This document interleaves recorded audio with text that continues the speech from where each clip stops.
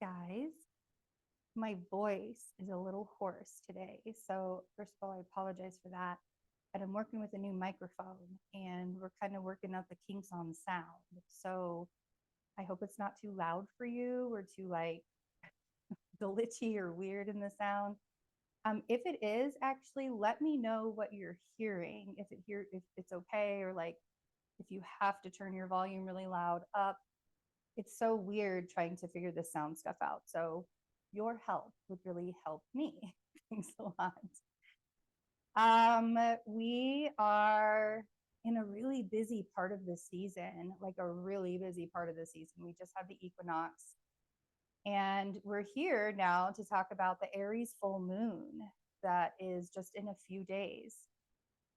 This is the last full moon before eclipse season officially begins. After this full moon, we're going to have a Libra new moon eclipse in October, and we will have a Taurus full moon eclipse in October as well. All of that is going to be on the rising sign astrology I do for October. Those videos are very detailed this month. So, I mean, like, we're really getting into the energy of October in a big way in those astrology readings. So if you would like to see how your rising and sun astrology is going to look for October, go ahead and join us over on the Patreon, the Love and Science Patreon. I'll go ahead and put the link up so you guys can do that. It's also in the description box as well.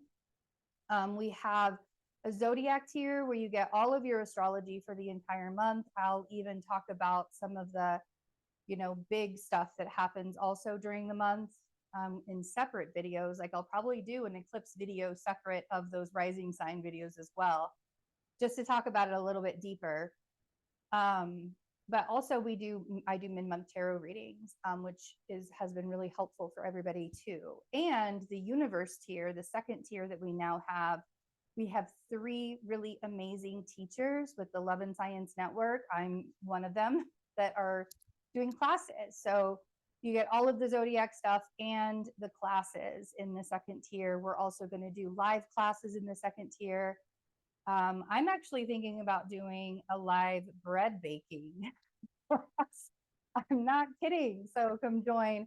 It's been ruminating with me. I've been making my own homemade bread this summer, and it's actually really been a joy, and it's really been a spiritual experience for me as well, and I want to share that with you guys too. So that's kind of on the menu also. So the menu. Anyway, we would really love to have you. It's already built such a great community over there, and yeah, we always love having new people come in and join us. And it's going to be easier. Patreon is changing something where it's going to be easier to interact with members and like a community page, kind of like a feed, right? So yeah, so come join us. My calendar is open for October. I've actually opened up the 6-month readings. Also, they are available, the 2024 readings. I'm trying to spread that out. So I've opened it up already. It's a really popular reading, and so I want to be able to give enough time and energy for myself. This is really about me maintaining my energy through the last couple months of the year, because there's a lot happening. We only have 3 months left if you really think about it.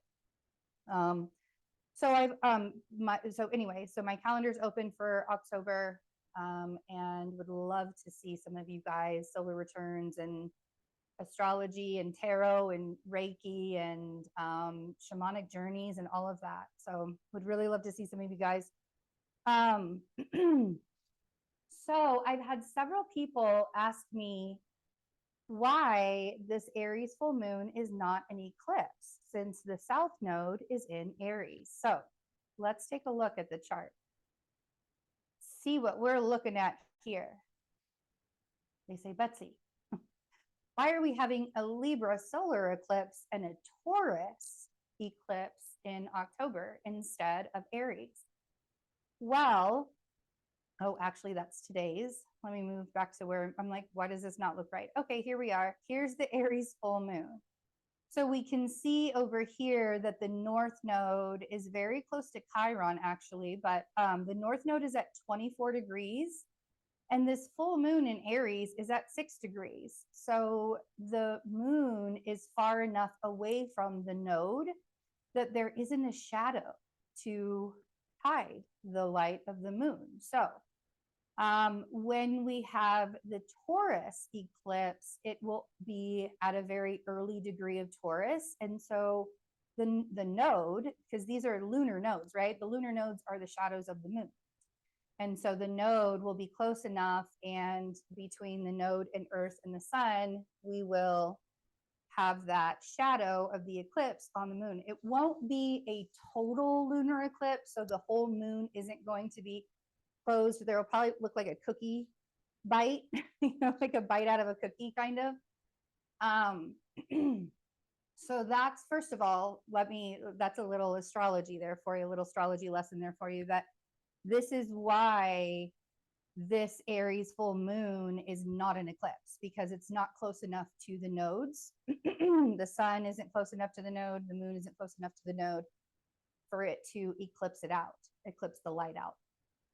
But let's talk about this Aries full moon. So we have the Aries full moon, September 29th, this Friday. It'll be at 3:57 a.m. Mountain Time. So that means it'll be really early, 5:57, just as everybody's waking up to get ready for work or whatever you do. In the East, 5:57 a.m. And then Pacific time, it'll be 2:57 a.m. And then if you're across the pond, it'll be later on, like, a few hours, like 6 or 7 hours in the afternoon later than this. I don't know, I could do every single time zone, but that would take the whole reading. So we have the Aries full moon happening at 6 degrees exact. And this is actually the Virgo degree. So I think it's going to be intense. I really actually think this last week of September that we're headed up, we're moving towards, is pretty intense. Mars was, if we go back to the chart that I was actually looking at, which is today's stuff, September 25th, you can see that Mars is opposite Chiron today. Well, it was last night, but we're still going to feel the effects of it. And we also have Mercury in Virgo is trine Jupiter today. So I feel like people are coming kind of out of a fog in some fashion, in some way. And the equinox energy was really dense and heavy leading up to it. But when we, once we got over that threshold and got into Libra season, it always feels like a breath of fresh air to me when we when we get to fall. And I think it's just the cooler air that's coming in. Like, we live in the desert, so that heat was pretty exhausting this summer. And so that cool air of fall, it always feels really good. You can just kind of feel the weather changing, and you can see the nights getting darker. So it was a really intense energy leading up to the equinox. And I think it's going to be an equally intense energy, really depending on how you're positioning yourself as well. We have Venus during this full moon on Friday. We have Venus on Venus Day. Friday's Venus Day. We have Venus square Uranus retrograde. Mercury is direct. Mercury is only 2 degrees, forming a trine with Uranus at 2 degrees. And Venus is also 2 degrees trine the North Node. Venus is going to be trine the North Node on the 2nd of October. So just getting into October. Venus is really, really busy right now. You can take that however you want to take it, but Venus is pretty busy right now. She is, right. We're still under the feelings of that rebranding retrograde that we went through. And I think that feeling all of that is in a big way, like we're kind of reconciling things with ourselves. I know so many people that are having endings and like beginnings like right on top of each other right now. And you can really allow yourself for things to be super stressed out and like freak out about all of it happening. Like, yeah, it's going to be stressful. And that's fine. You know, I mean, like life is stressful sometimes. Life is really hard sometimes. And I have to keep reminding people of that. You know, there's a quality of acceptance during times like these that we sort of have to have. I'm not saying accept everything. I'm not saying if anything is harming you in any way, if you feel uncomfortable, not because you're growing and changing and expanding, but because there's this like icky feeling you have inside of you about a person, a place, or a thing, listen to it. The energy is very, very potent to listen to our intuition right now. But relationships are a huge focus for a lot of us, And having these relationship focus also means that we have to be willing to look at ourselves too. And know that in any circumstance, be able to say like, yes, I did everything I possibly could to help this circumstance, to bring us back together, to do all the things that we needed to do. And, you know, some of us are actually having like aha moments in relationships and changes in relationships and positive, uplifting, you know, lessons that we're learning and stuff like that. So it's going to vary for everybody, especially depending on where the Aries full moon is happening for you. For me, I'm a Libra rising. So for me, it's happening in my 7th house. Aries risings, it'll happen in your 1st house. You know, so on and so forth. Taurus rising, your 12th house, stuff like that. Gemini rising, your 11th house. And this is in a really big way asking us to show up for ourselves, recognizing that we are the great loves of our lives. We have Chiron and the North Node very close to each other right now. And Mars, just a couple days before the full moon, happening yesterday and today, Mars opposition to that Chiron. And so you might have had some conflict, triggers with your woundings, stuff coming up for you to look at to show you that you are the main character of your life. And you showing up for yourself is a great celebration every day. And it might be really uncomfortable for these things to come out. I tell people a lot, I'm like, man, the unconditional love that I give out to people really make them uncomfortable sometimes. And it's because we don't know what unconditional love is supposed to feel like until we actually feel it for ourselves. And that's a really long process. And a full moon like this is going to show you that. And it's giving you the opportunity to be brave, because eclipse season is going to be no joke. 2 Venetian eclipses. Remember how I said Venus is really busy right now? 2 Venetian eclipses. I can't say it enough. In October. So the themes around relationships, the themes around money, the themes around material items, the themes around your own self-worth. How are you showing up for yourself at the end of every day? Start asking yourself that now, because that's going to be a real story when we get into October. And this full moon is just sort of giving you a little teaser here's a little teaser to what we're going to be feeling in October. I think that, you know, there's so much stuff that happened this year. Like I keep on talking to everybody about how fast this year went and how much we are, in a lot of ways, kind of almost like not even sliding into new timelines, but like jumping into new timelines. And this year went by really, really fast. And these last 3 months of the year are going to go by equally fast. Mercury is going to be in 2 signs in October. Yeah, like time is speeding up even more. And so, you know, this full moon is going to bring out a lot of emotions. It is ruled by Mars, this full moon.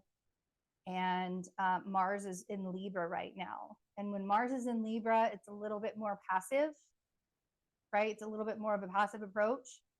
And this, I don't think that this full moon is going to let the Libra passive approach happen.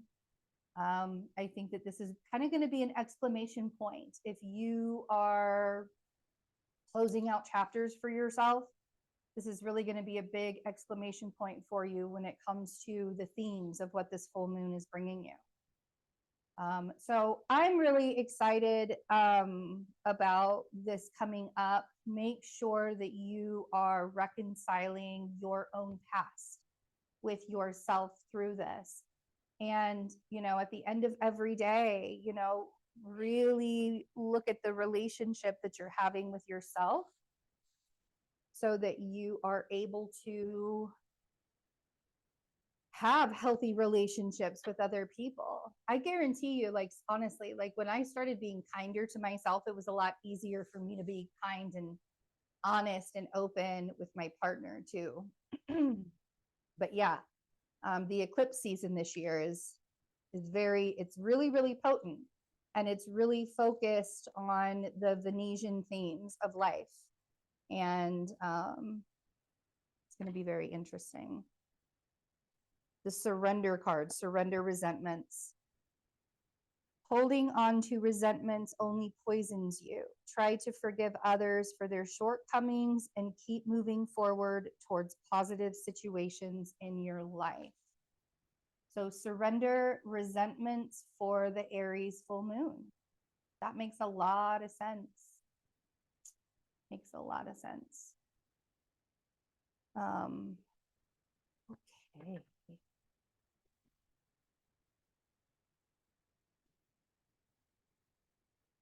Surrendering resentments. Yeah, that's tough. That's a hard one.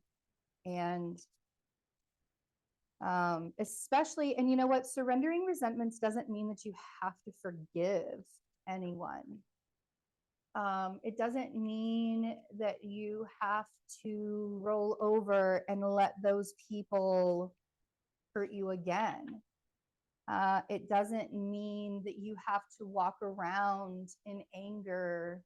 You know, when you're looking at those resentments and you're like, I got to surrender these. That doesn't mean that you're becoming a mat, you know, like a welcome mat, right? The people wipe their feet on. That's not, you're not becoming that. Just because you're surrendering the resentment, that's for yourself. That's to keep yourself healthy. That's to keep yourself from falling apart. That's not for anybody else's benefit but you. And do you think that the other people are sitting around and wasting their energy thinking about you? Probably not. People don't care that much. I hate to say that. I hate that that's the truth. We went to a balloon festival this weekend. It was actually on Friday this weekend. And we met some really awesome people. The balloons didn't get to go up, but I put the pictures up on Instagram. If you guys want to go follow me, I'm at the real Betsy, the real _ Betsy 33. You can find me over there on Instagram, but I put all the pictures up for the balloon thing. They didn't fly because the gusts of winds were too much, but they were beautiful.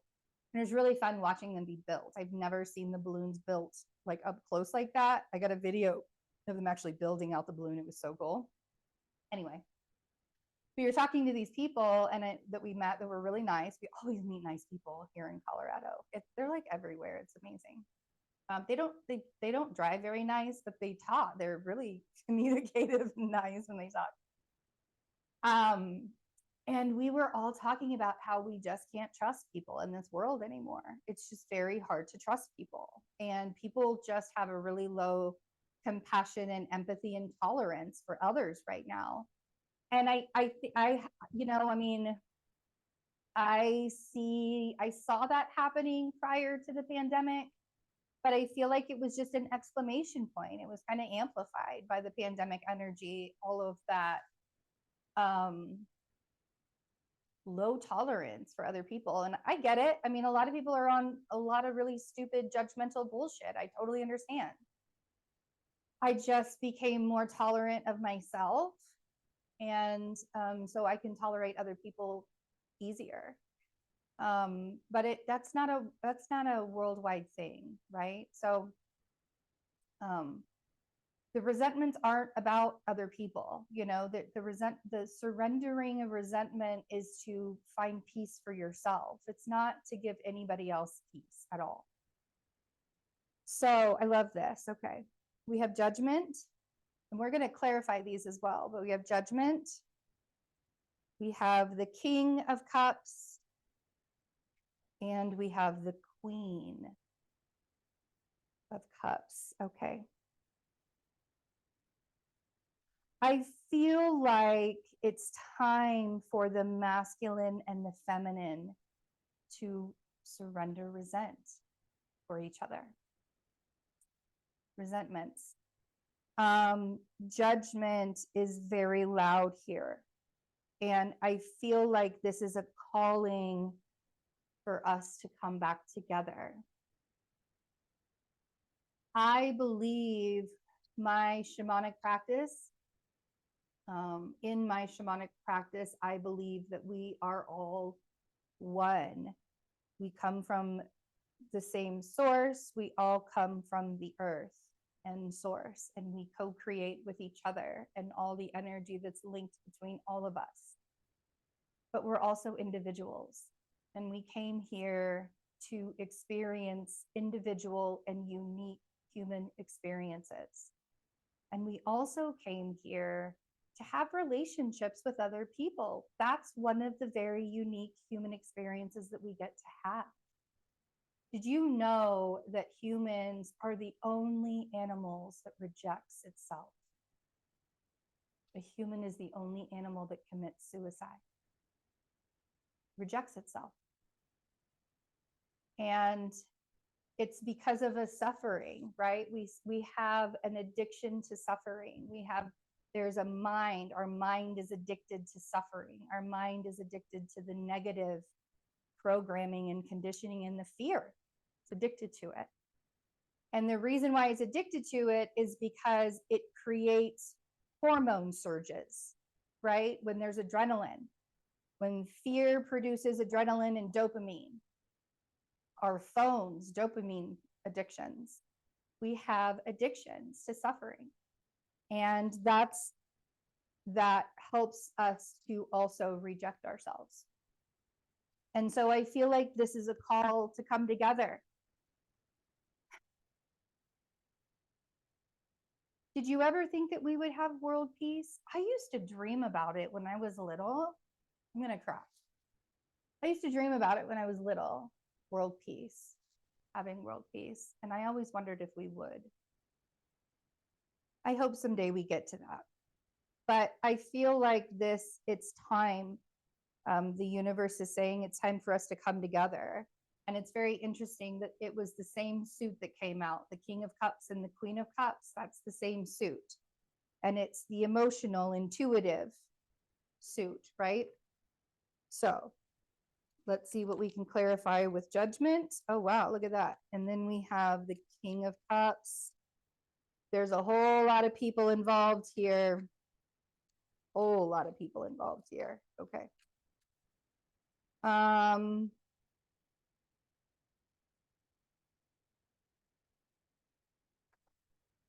So it looks like,